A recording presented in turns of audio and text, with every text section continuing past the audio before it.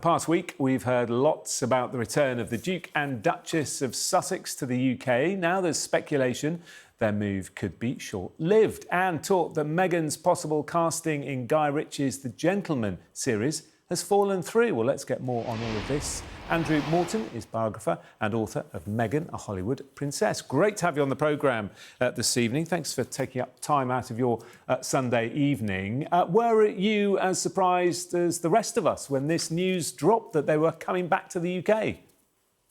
Well, up to a point, Lord Copper. Harry has visited Britain on numerous occasions over the last year, and he's made it clear that he'd like some kind of reconciliation. There was talk of the meeting in Sandringham. The meeting did take place, as we know, at Highgrove.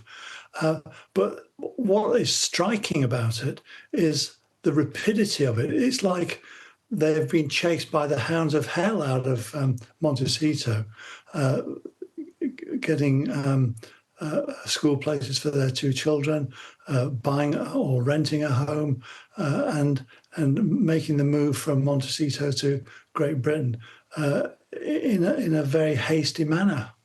So why are they doing it, do you think? Well, let's just take it at first value. They want their children to be educated in Britain, and Harry wants to see more of his family. And the sop was the fact that Meghan could resume her acting career. That seems to have fallen by the wayside within 24 hours.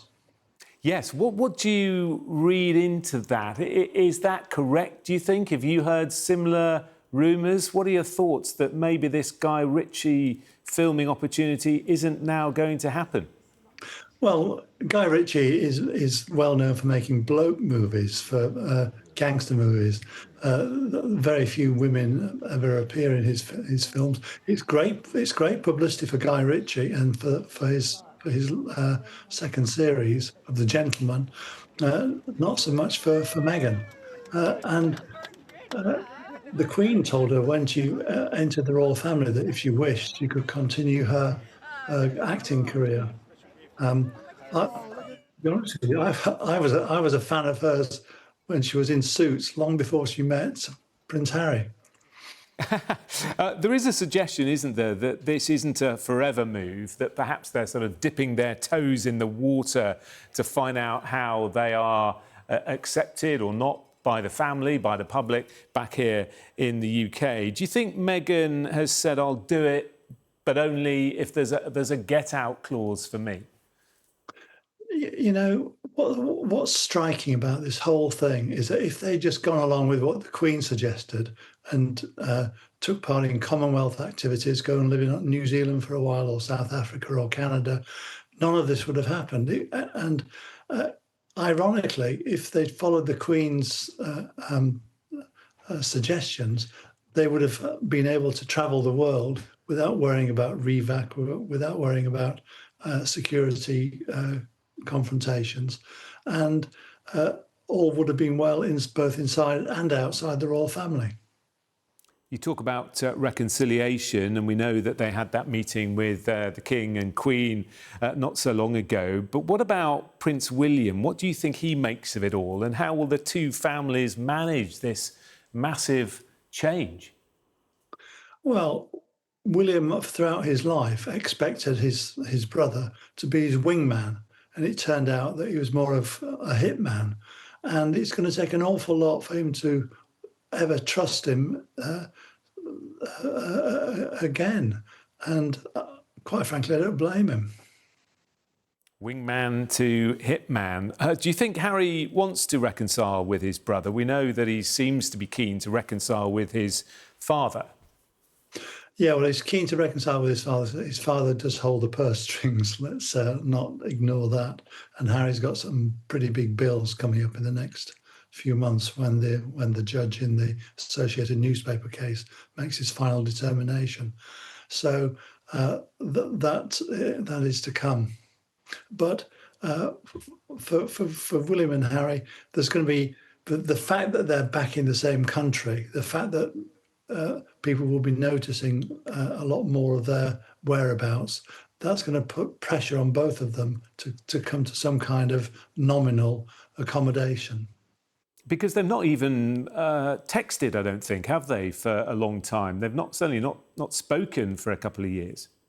No, and who can blame them? Who can blame William not to trust him?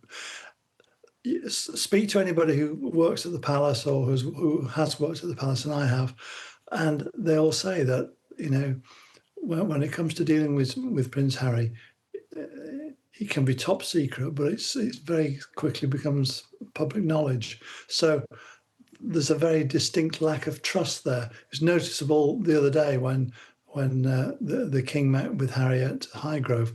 Camilla was alerted late, and she dashed to Highgrove to make sure that she was a witness to anything that was said.